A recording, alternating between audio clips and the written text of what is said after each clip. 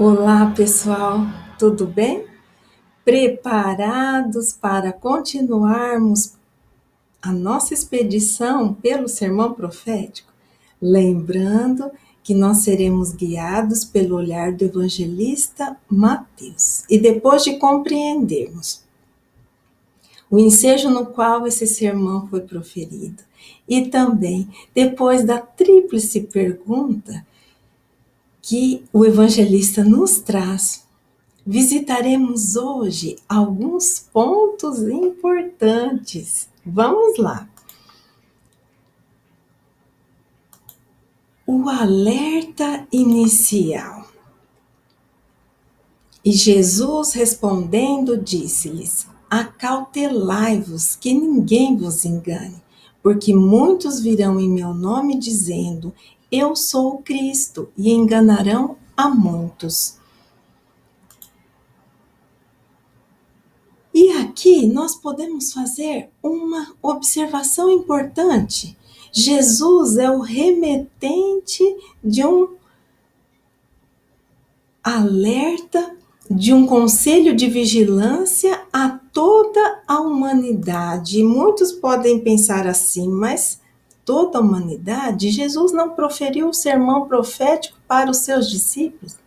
Sim, ele proferiu o sermão profético para os seus discípulos, mas os seus discípulos são os fiéis depositários da mensagem, quer dizer, eles receberam e ficaram responsáveis por guardar e transmitir a mensagem do Evangelho a toda a humanidade.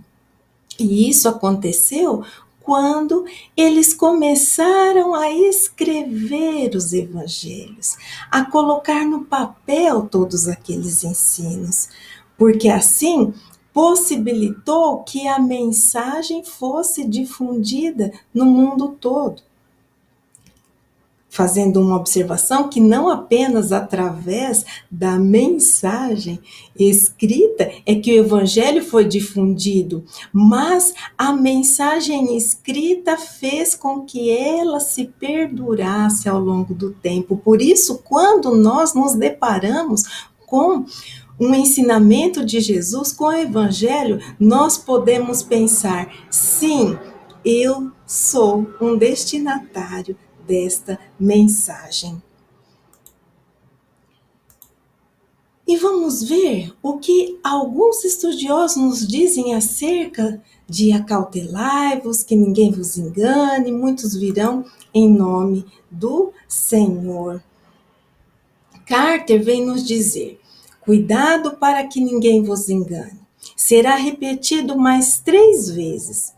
Em Mateus, ele será encontrado no capítulo 5, no versículo 5, no versículo 11 e no versículo 24, como veremos nos próximos estudos.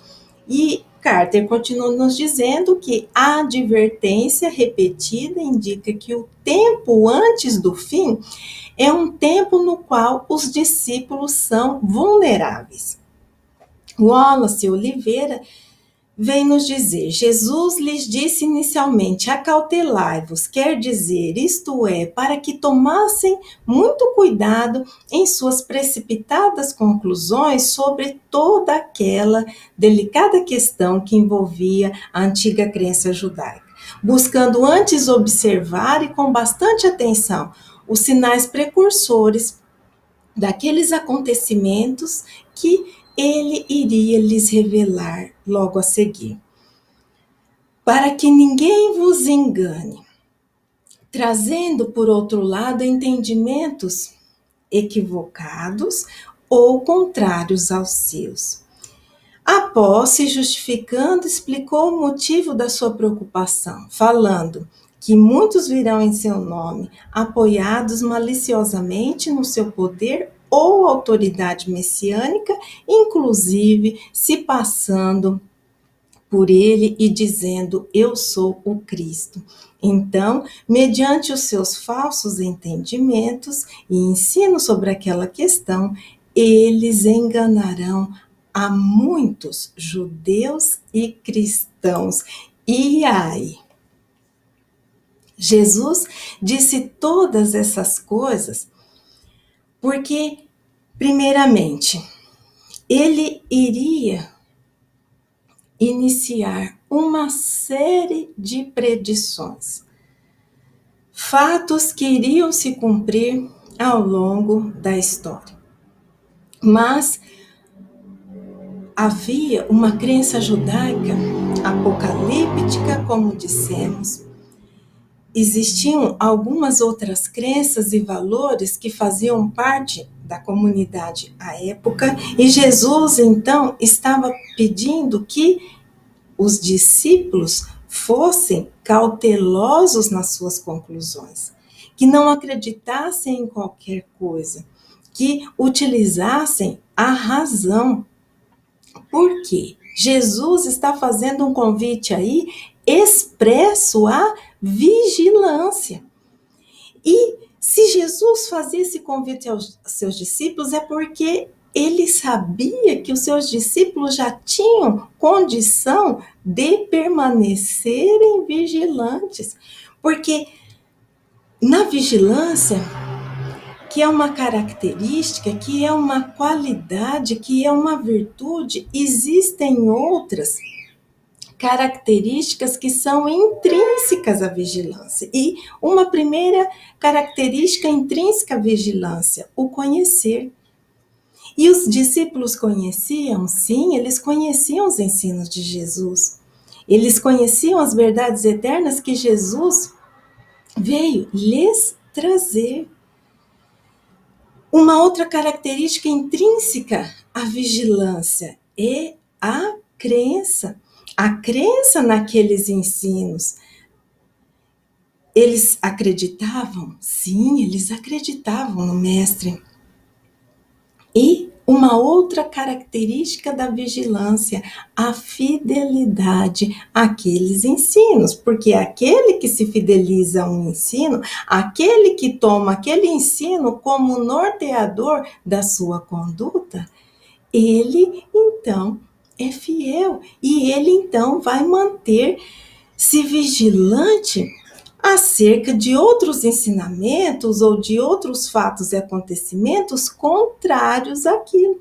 E acrescidos a tudo isso, Jesus então convida a utilização da razão, acautelai-vos para que ninguém vos engane. Quer dizer, os discípulos já tinham condições de discernimento.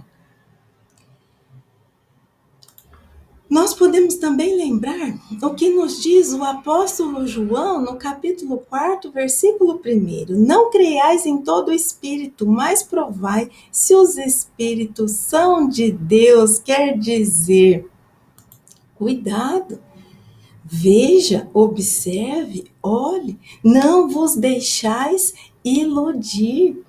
Os discípulos já tinham maturidade para isso. E nós? Já temos maturidade para isso também? Já sabemos discernir aquilo que vem para nos iludir, nos enganar, nos ludibriar e daquilo que é o verdadeiro, que é o real, que é o essencial? Estamos dando o primeiro passo, que é o de conhecimento das verdades divinas. Será que, mais do que acreditar, já começamos a fidelizar o nosso comportamento aos ensinos do Evangelho? Fidelizar o comportamento aos ensinos do Evangelho significa, será que eu já estou vivenciando, nem que seja assim, um pouquinho, o Evangelho? Ou me esforçando, ou me empenhando para isso? Porque ali, Jesus falava em um contexto amplo, porque aquele conselho, aquele alerta se estenderia não só para um momento próximo, mas também por vários períodos que a humanidade iria passar, iria enfrentar. E quem sabe esses discípulos não seriam aqueles que enfrentariam todos aqueles momentos futuros que não faziam parte daquele tempo imediato? E Jesus também já os preparava para algo mais além, tendo em vista que sabemos que somos regidos pela lei da reencarnação, pela pluralidade das existências.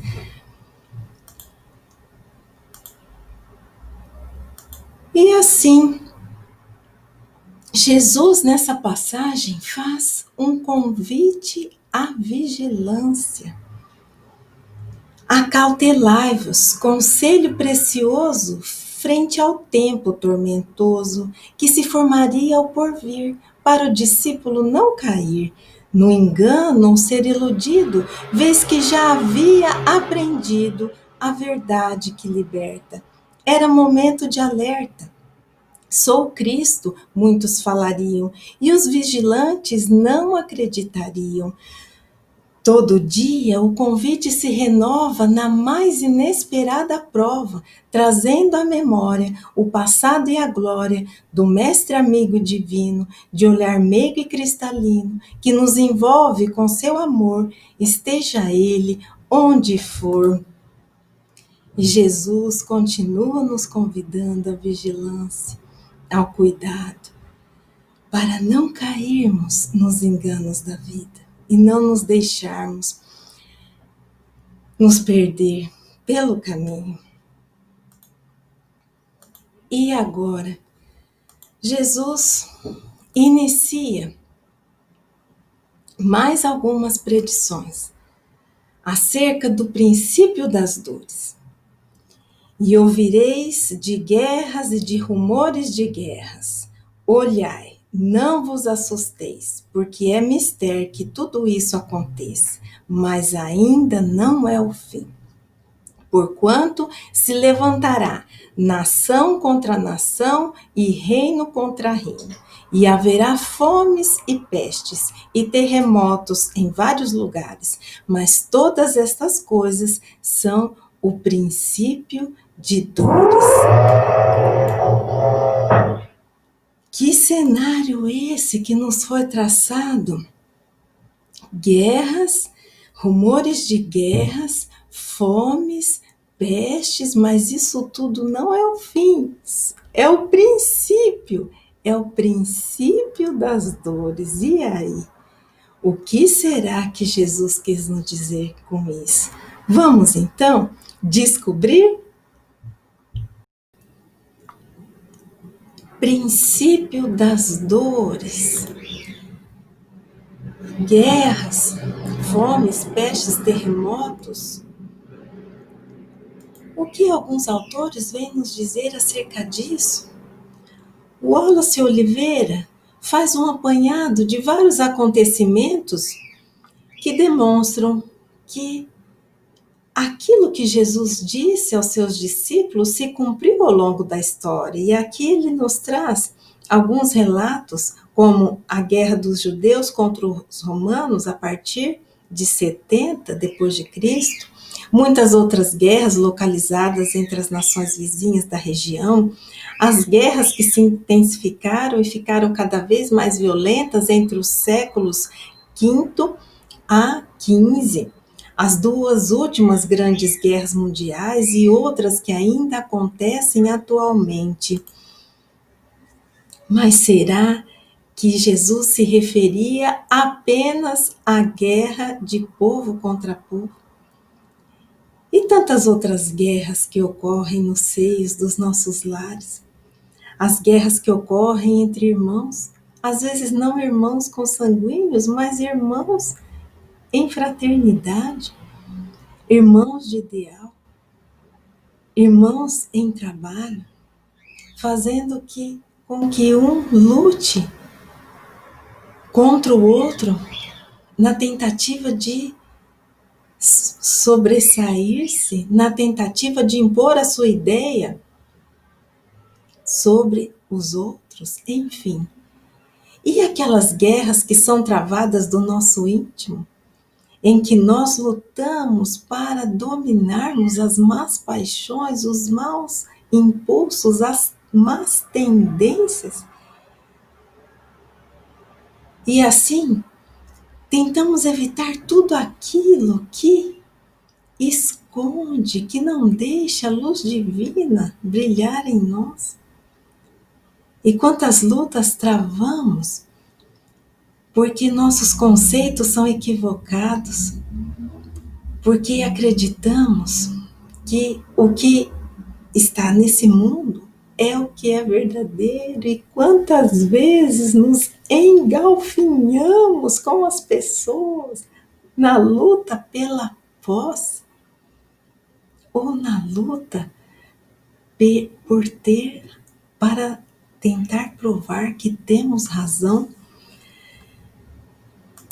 E o que ele continua nos dizendo, ele lembra das pestes, a peste bubônica, ocorrida na Idade Média, a gripe espanhola, e agora podemos lembrar do coronavírus, que colocou o mundo em estado de alerta para cuidados de higiene, para prevenção, convidando a humanidade a refletir que sem união, sem lutarmos pelo bem-estar comum, não é possível estar seguro, porque não adianta eu me proteger se aquela pessoa que vem até a minha casa não consegue se proteger. Eu também não estarei seguro. É uma das maiores lições de fraternidade que estamos recebendo. O Wallace ainda vem nos dizer que muitos foram os registros de fome que assolaram e assolam até hoje a África e a Ásia, sim. E será que se Jesus referia apenas à fome, aquela que castiga o corpo pela falta de alimento? Ele se referia a essa, mas também existe aquela fome do espírito, daquele espírito que muitas vezes está vazio de entendimento, vazio de compreensão, vazio de amor, vazio de elevação moral. E ele sofre. E ele não consegue se sustentar diante das dificuldades da vida, porque ele não tem aquele alimento que o sustenta, que é aquela fé verdadeira, que é o conhecimento das verdades divinas. E seu espírito também é castigado. Castigado no seguinte sentido: seu espírito também sofre com isso. Só que a fome do espírito, ele pode ser resolvida através da aproximação da criatura do Criador. Só que para isso precisa ter vontade, precisa ter o primeiro passo em direção ao Pai. Os terremotos, ele nos cita aqui o terremoto do Monte Vesúvio, o grande terremoto em Lisboa, os tsunamis e maremotos, e também existem aqueles outros terremotos que desestruturam o nosso ser, aqueles causados pelo orgulho, pela vaidade excessiva, aqueles causados pela nossa teimosia. Mas também existem aqueles outros que chegam de fora como um acontecimento que mexe com as nossas estruturas mais íntimas. E tudo isso acontece por quê? Porque Deus quer nos castigar? Porque Deus quer nos punir? Não. Isso tudo acontece para que nós acordemos, como dizem os jovens, acordemos para a vida. E que vida? Para a vida espiritual. E vamos ver o que Kardec nos diz acerca desse ponto de vista. Ele nos traz uma belíssima reflexão no Livro dos Espíritos, nas questões 737. Por exemplo, ele pergunta com que objetivo os flagelos destruidores atingem a humanidade. E os espíritos respondem: para fazê-la progredir mais depressa. E continuando, não dissemos que a destruição é necessária para a regeneração moral dos espíritos que adquirem em cada nova existência um novo grau de perfeição? É necessário ver o fim para apreciar os resultados. Só julgais essas coisas do vosso ponto de vista pessoal e as chamais de flagelos por causa dos prejuízos que vos causam, mas esses transtornos são frequentemente necessários para fazerem que as coisas cheguem mais prontamente a uma ordem melhor, realizando-se em alguns anos o que necessitaria de muitos séculos, sendo Deus justo e bom. Tudo o que acontece não é para o prejuízo da humanidade, sim para o progresso moral, porque nós não conseguimos ver, muitas vezes, além da presente existência e além do mundo material. E ele continua. Na questão 742, qual a causa que leva o homem à guerra?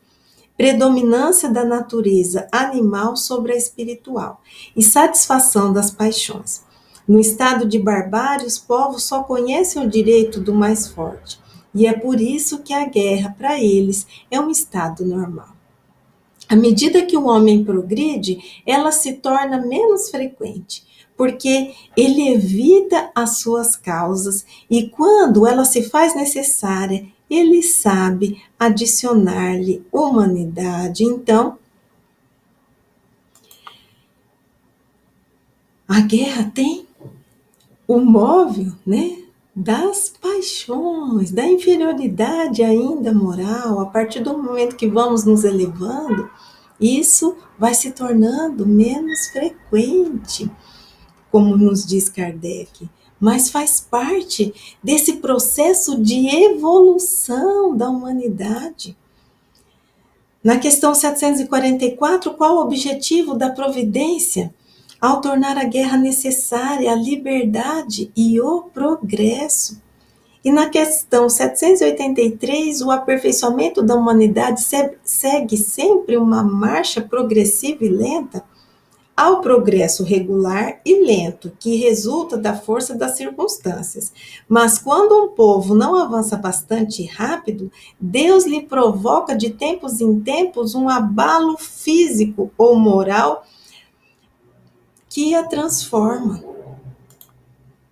Então, isso tudo que Jesus anunciou aos discípulos tem o intuito de vir dar um chacoalhão à humanidade, para que a humanidade lembre que estamos todos aqui para evoluirmos juntos e não tem como sermos felizes enquanto não houver igualdade, enquanto não houver respeito, enquanto não houver o amor reinando nas criaturas.